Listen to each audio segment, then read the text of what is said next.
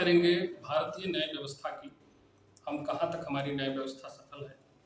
देखा जाए तो न्याय देने में वर्ल्ड जस्टिस प्रोजेक्ट की एक रिपोर्ट है, रूल ऑफ थंब इंडेक्स की 2023 की, कि 142 देशों में जस्टिस डिलीवरी जो सिस्टम है इंडिया का, उसका जो रैंकिंग है वो 79th रैंक है।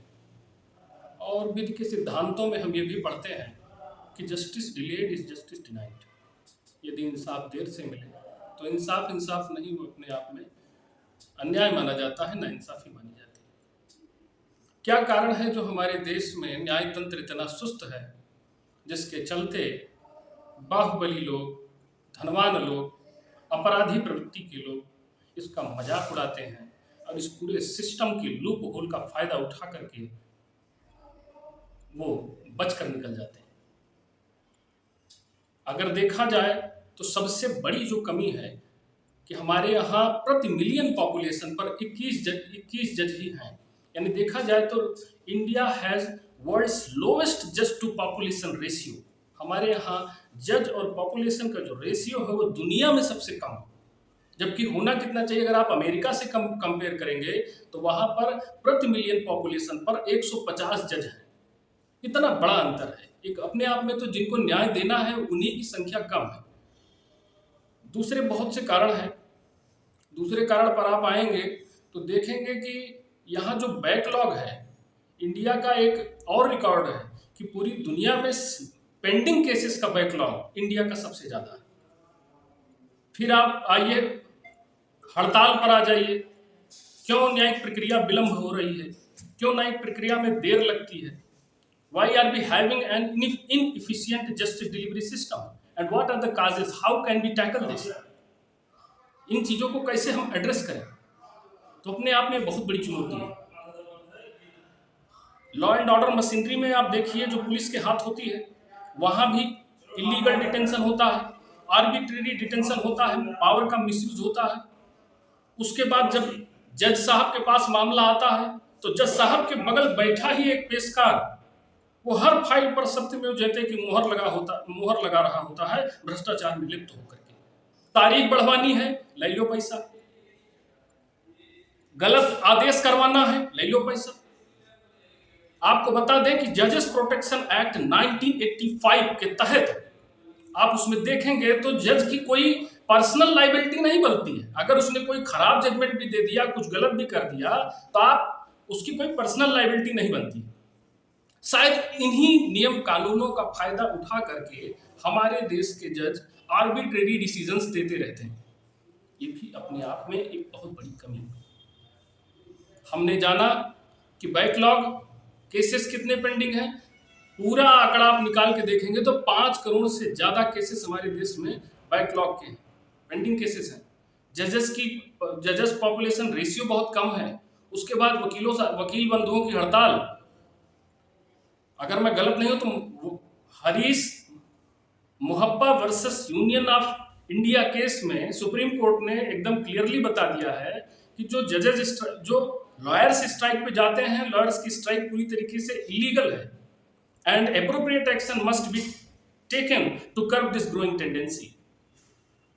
लेकिन हो क्या रहा है, कानून बनते हैं लेकिन उनका अनुपालन जमीन पर नहीं दिखता है।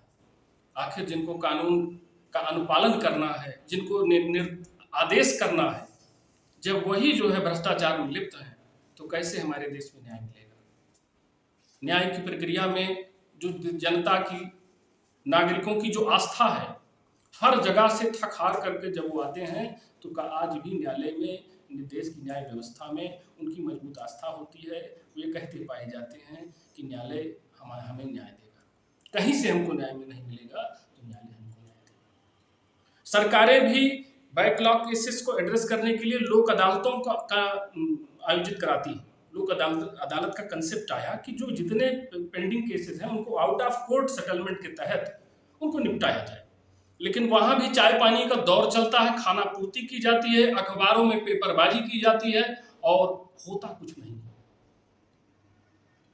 जिन्होंने ग्राउंड रियलिटी देखी है, आज आप किसी भी विभाग में चले जाइए, न्याय तंत्र की छोड़िए, किसी भी विभाग में चले जाइए, भ्रष्टाचार इतने चरम पर है कि सामने कुर्सी पर बैठा मुलाजिम, सरकार का मुलाजिम जो आपकी सेवा के लिए बिठाया गया है, आपका कोई काम करता है तो मानो आप पर कोई एहसान कर रहा हो।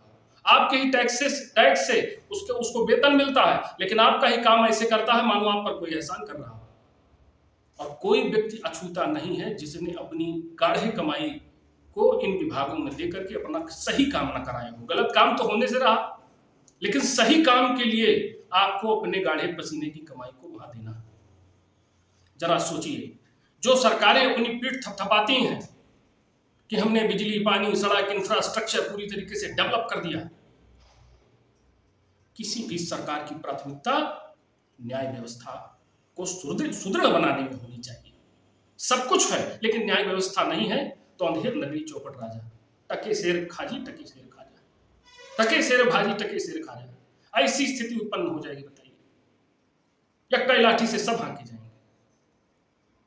और धन बल बाहुबल, ये जो MP MLA कोर्ट चलाई जाती हैं और ये दिखावा जो किया जाता है, आज कानून व्यवस्था, न्याय व्यवस्था, लॉ एंड ऑर्डर की बात करिए, चाहे जुडिशरी की बात कीजिए, सब धन पशुओं के यहाँ गिरवी पड़े हुए हैं, उनके हाथ की कठपुतली बने हुए हैं। ऊना का उदाहरण लीजिए, हाल ही का एक अमीरजादा अपनी गाड़ी से दिन दहाड़े 2 लोगों को कुचल के मार देता है, और हमारे देश का बना मोटर व्हीकल एक्ट जो अंग्रेजों ने बनाया था, जिसे हम विरासत में ढो रहे हैं, उसका फायदा उठा करके 15 घंटों में उसकी बेल हो जाती है। और सजा की औपचारिकता क्या है कि ट्रैफिक पुलिस के साथ आपको 15 दिन काम करना है, निबंध लिखना है। ऐसे कोई भी अपनी गाड़ी में बैठा है और किसी दुश्मन को अपने आगे आप आवे, निपटा दे उसको, जाए बेल करा ले। This is motor vehicle act. जरा सोचिए, कोई अकाउंटेबिलिटी नहीं। और वहीं एक सामान्य व्यक्ति जिसको सत्ता प्रशासन शासन सारे लोग मिलकर के अगर चाहे फंसा दे उसको और सोचे कि मैं न्यायालय से न्याय पा जाऊंगा, तो उसकी हालत विष्णु तिवारी सी होती है। विष्णु तिवारी सी उसकी हालत होती है जो 20 साल तक कारागार में निरुद्ध होने के बाद जब उसे बाइज्जत बरी किया जाता है तो पूरे सिस्टम का उपहास स्वयं उड़ जाता है। और उस सिस्टम को अपने आप से पूछना चाहिए कि क्या ऐसी कोई मशीनरी है, ऐसा कोई कंपनसेशन है जो उसके गुजरे हुए जिंदगी के 20 साल लौटा दे। उस 20 साल में जो उसने अपनी माँ को खोया, पिता को खोया, भाई को खोया, उनके अंतिम संस्कार तक में वो शामिल नहीं हो पाया। इस दर्द को, क्या इन सब की कोई क्षतिपूर्ति है? यह है हमारी न्याय व्यवस्था। जब न्याय व्यवस्था इस तरह से चरमरा जाएगी, नागरिकों का विश्वास इससे उठ जाएगा, तो सिविल वार होते देर नहीं लगेगी। पूरी चारों तरफ अराजकता फैल जाएगी।